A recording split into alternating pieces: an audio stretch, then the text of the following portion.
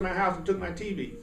The way you feel about it is still up to you, so you're the one that's still determining how you feel, so you're the one that's still in control of whether you're miserable or not. Sorry, he might have robbed your house, but you're the one beating yourself up about it. And I'm beating myself up about the things I'm upset about. But the reason why I'm blaming it on somebody else is so that I won't see that I'm the one who's making it all up in the first place. And I'm fighting ideas like I'm alone, I'm not enough, I can't be happy, I can't have a good... Those are all illusions. Those are all false ideas. So you can't fight anything but false ideas, right? And then it says in the very next sentence, the truth can never be attacked.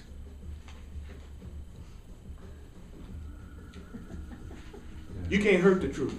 You can't attack the truth. He says, okay, let me give you an example of what it says. He says, the reason why you made up all these other false ideas is because you knew that you couldn't change the truth, that you couldn't attack the truth. In other words, I'm the one who's responsible for the way that I'm feeling. That's the truth, and that will always be the truth. But since I can't do nothing about that truth, and I can't change that truth, then I'm going to make up something else that I'm upset about that I think I can change, and what I think I can change is you. So if I can show you how dissatisfied I am, I can make you spend your life trying to make me be satisfied. And if you do that really well, then maybe I'll take you out to dinner. Okay? Then it goes on to say, you made up idols so that you could forget. He says, we're making up whatever we think we're going through so that we can forget what's causing what's happening to us.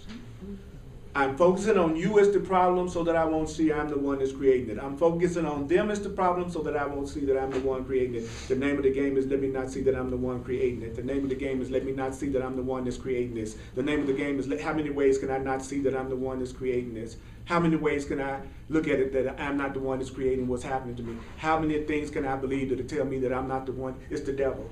It's the devil. It's the devil, sure as it is the devil that caused me to do that. The devil is the ego. The devil is the part of you that thinks you don't deserve love, that always have you fighting, trying to prove to yourself that you do.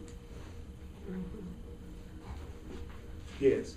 But so then, in other words, like, because in like that ego, I sometimes feel like I don't have any control over that ego. That I'm at like the mercy of that ego. Right. And so, but you're saying that I do have control over that. Yeah, imagine this is a puppet. I'm gonna have my puppet talk to me. What's up, dude? What you doing sitting here when there's a test of Colorado out there and you're up here talking about this stuff that even you don't understand? This is a pretty innocent looking group out here. And I want you to go jump off of the roof of the house right now. Go jump. I want you to jump because you know you deserve to jump for prom night alone. That's the ego. It's the voice I made up to tell myself some things about myself. And I also gave it the power to make me think it's true. I'll say it again. Your ego is just the voice you've made up in your own mind that's telling you stuff that's making you feel bad. You are telling it to tell you what it's saying to you. But we talk about the ego as if it's a separate entity so that you won't take it so lightly. Because most truth and spiritual books skip over the ego. They skip over the part of your mind that frankly wants to kill you. It doesn't like you. It thinks you're not enough. And it has an agenda. And it's in your own mind. It's a thought in your own. Where do you think the problems come from? They certainly is not coming from the part of your mind that loves you. So it must be coming from somebody else and God. Yeah. Those are the two beings that I say all my problems are coming from. Basically, somebody else but God. So it's like my ego is a conversation that I'm having with myself all day. And I tell myself to feel bad. And I tell myself to feel optimistic. And I tell myself to feel put upon. And I tell myself to feel insecure. Then my body gives me the corresponding feeling to go along with the thought to convince me that it's real. That's true. That's what the body does. It communicates to you whatever thoughts you want to experience. But part of the game is for you to rapidly forget that you're the one that's telling yourself this. And so then you blame somebody else. So then you look for what you call a relationship, which is someone who can possibly witness back to you what it is you want to believe about yourself. So you look for them to tell you, I love you, you are important, you're the best thing that ever happened to me. That's all a reflection of my need to feel validated, because I'm telling myself that I'm not enough.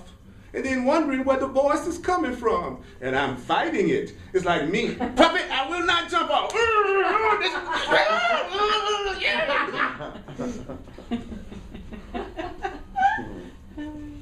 And when I say this to you, your ego goes unconscious. Because how could you keep on suffering if you found out what was causing it? So if you really want to suffer, You won't hear the truth. it sounds like I'm going.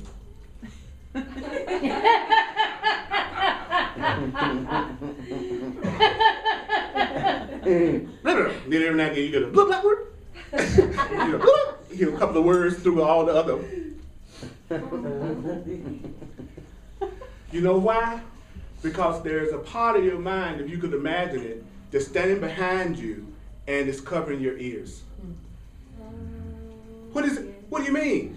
There's a part of you that's covering your ears. How does it do it? By giving me preoccupation with my past or future. So now I'm sitting up here thinking about what I did yesterday, what happened in the past, or I'm thinking about what am I going to be doing later on today? What did I do last night? What am I going to be doing later? What did I do last night? What's going to be happening tomorrow? What did I do last night? So that's putting your hand over your ears so you can't hear the truth. Or the favorite one of all, let me analyze this. Let me break this down so that I can understand it better. Right? If you chop me into little bitty pieces, would you know who I was better? You know who I am because I'm a whole. So breaking things down doesn't help you understand anything better. It helps you lose the meaning of it. So the more you analyze something, it's just you trying to destroy the meaning because a part of you is scared to face that truth. That's why I have like revelations all the time when I'm in nature, because when I'm in nature, I feel full. Yes. And so those little bits of thought that sometimes there's that thing to want to overanalyze. Yes. You could probably get to it that way, but it's just much more fun to just hang out. And you're innocent if you analyze. I want you to let know it that. come out. Yeah, those of you who like to analyze, go for it. Why? Because there is nothing in the universe that condemns and punishes. Because love doesn't. Isn't it great? So, I mean, if you really want to have just a screwed up personality that makes you a pain in the butt for everybody you know, have at it. Have at it. Nobody's going to punish you. The people who are loving people, they don't even see you. You know what I'm saying? It's like people who are really happy, they don't even really see the people who are miserable that much, if at all. It's just miserable people that see miserable people. Isn't that cold, isn't it? That is It cool. is. Because I'm just here to help the miserable people. I'm not really a miserable person. I'm just here on a miserable, assignment. That's all it is. My stuff is together.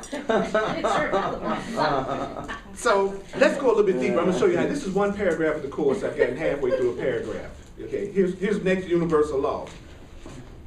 He says, you attack but false ideas. Notice how I have been talking about illusions. Then it tells you what an illusion is. It says attack what? False ideas. He says, so you attack but false ideas. You never attract truthful ideas. You always attack false ideas. You never attack true ideas. Let me give you an example. If you were in your right mind and you were really loving yourself, okay, and I told you that you are a loving, really beautiful person that I appreciate, would you really attack me for that? No, not if you were in your right mind. You wouldn't. So you really don't attack true ideas. When something's coming to you from the heart, you don't attack it, even if it's words that you would normally get mad about if somebody else said it. You'll find yourself being able to take stuff that you normally wouldn't be able to take to hear somebody say to you. If a person is selling you something and the truth is behind it, which means the love is behind it, if the love is behind it, it will help you release all your defensiveness. And since you feel like you're not being judged and condemned, you'll be able to take anything that person says to you. and you look at it as if they're saying something to you that could help you, just because you feel the love behind their words so much. But when you say what you think to be the right thing, but you don't have no kind of spirit behind it, that's why they go off on you. You might be telling the truth, but there's no love behind it, and they're reacting to the love. They don't care about your words. People don't care about your words. They care about how they feel in your presence.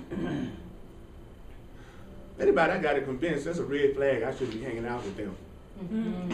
That's where I judge in my judgments of relationships. If I'm with somebody, if I go out with somebody and I'm spending all night trying to convince them that I'm a good guy, that's the last woman in the world I want to be with. Because first of all, I know she's blind. Because if she could see, she'd know I was a cool person. There you go. So, but because I know myself, I know when somebody's not seeing me. But if you kind of like don't even know if you're a cool person yourself, then you'll hang around to try to find out.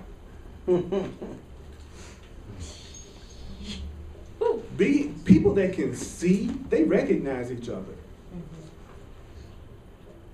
Yeah. If you're always attracted to the same kind of person that looks like you always have a hard time with them, I declare it's because they just like you. Why are you attracted to them? Why did you get turned on by them? Pay attention to how you feel. Who turns you on? What turns you on? That's the vibration you're most attuned to. It's what magnetizes you. So you can talk all the truth in the world, but if you end up always being attracted to somebody who's attacking you and never tells you the truth, then that's really where you're located at primarily, even though you might have the goal of one day really loving yourself. Who you go home to is you. Who you call your best friend is you. The people you like to hang out with, those are the ones who are most like you. Well, I like to hang out with a lot of people that's totally unconscious and project and blame and talk about everybody. Well, obviously there's some part of you that loves to hear it. No, I'm not. I'm just there to shine the Christ light on them.